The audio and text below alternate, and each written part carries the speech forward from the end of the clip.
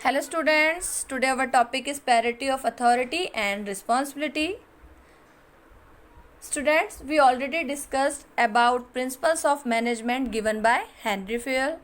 Henry Fayol is given 14 principles of management. We already discussed about division of work. Now today I am going to teach you parity of authority and responsibility. Parity it means होता है समानता, authority अधिकार, responsibility उत्तरदायित्व। अधिकारों और उत्तरदायित्वों की समानता का सिद्धांत। According to this principle, when responsibility is given to a subordinate, sufficient authority should also be delegated. Delegated it means अधिकारों का सौंपना। फेयोल के इस प्रिंसिपल के अनुसार जब हम अपने सबऑर्डिनेट्स को, सबऑर्डिनेट इट मीन्स होता है अधीनस्थ वर्ग, कर्मचारी वर्ग, जब हम अपने अधीनस्थों को कोई कार्य करने के लिए रिस्पॉन्सिबिलिटी देते हैं, उस काम का उत्तरदायित्व देते हैं, तो हमें साथ में उस कार्य को करने के लिए उन्हें अथॉरिटी भी देनी होगी। इट मीन्स काम दिया, काम के उत्तरदायित्व दिए, लेकिन उत्तरदायित्व के साथ साथ उस काम के अधिकार भी देने होंगे। If authority is less, the subordinate will not be able to perform his duty. हमने सबऑर्डिनेट्स को उत्तरदायित्व रिस्पॉन्सिबिलिटी अधिक दे दी और अथॉरिटी कम है, तो भी वह अपने काम को अच्छे ढंग से परफॉर्म नहीं कर पाएंगे।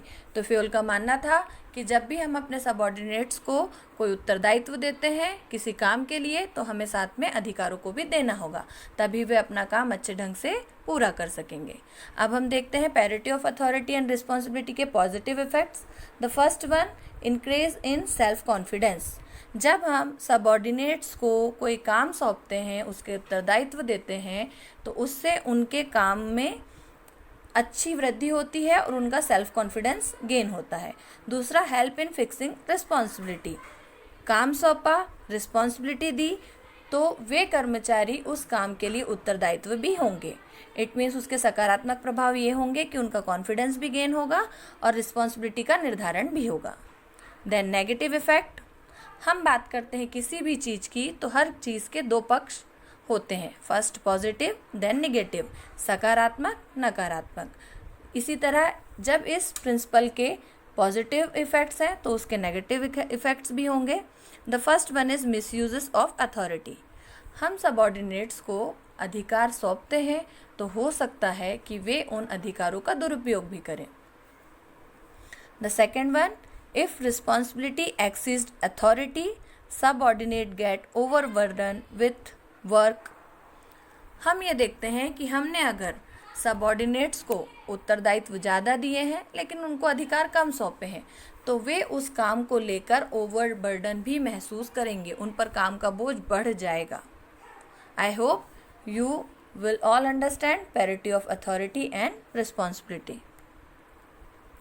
Now next principle is discipline. Discipline it means अनुशासन। Discipline means the observation of rules of regulation. Discipline it means अनुशासन का मतलब होता है जो रूल्स बनाए गए हैं, नियम बनाए गए हैं, उनका अवलोकन करना। According to this principle, discipline is necessary for the smooth running of the organization. Fayol के इस प्रिंसिपल के अनुसार डिसिप्लिन की आवश्यकता संगठन के स्मूथ रनिंग, उसे अच्छे तरीके से चलाने के लिए आवश्यक है।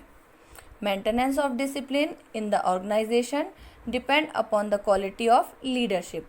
किसी भी संगठन में डिसिप्लिन का निर्माण या उसकी निर्भरता उस संगठन के लीडर पर डिपेंड करती है कि वो अनुशासन को कैसे बनाए रखता है।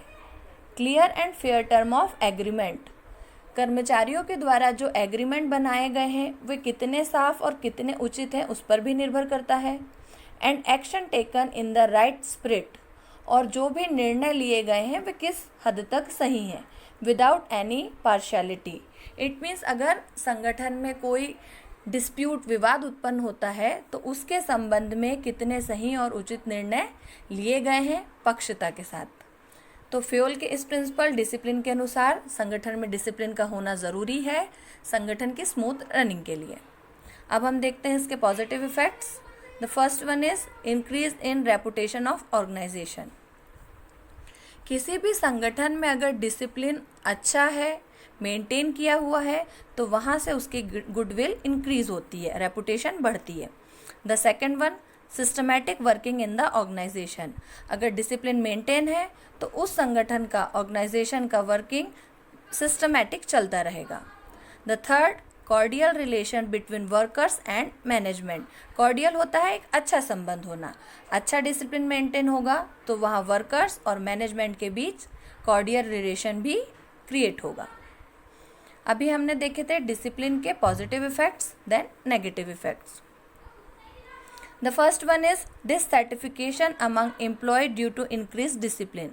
अगर हम ऑर्गेनाइजेशन में बहुत अधिक डिसिप्लिन मेंटेन करेंगे तो वहाँ एम्प्लॉयों में असंतुष्टता उत्पन्न होगी, क्योंकि बहुत अधिक डिसिप्लिन हो जाएगा। The second, effect productive efficiency of the organisation. जब आपके कर्मचारी असंतुष्ट होंगे तो वहाँ आपकी उत्पादक क्षमता भी कम होगी, क्योंकि वे मन लगाकर काम नहीं करेंगे।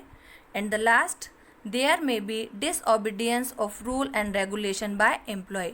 डिसओबीडियंस होता है अवज्ञा करना, अवहेलना करना, किसी काम को ना करना या ना मानना।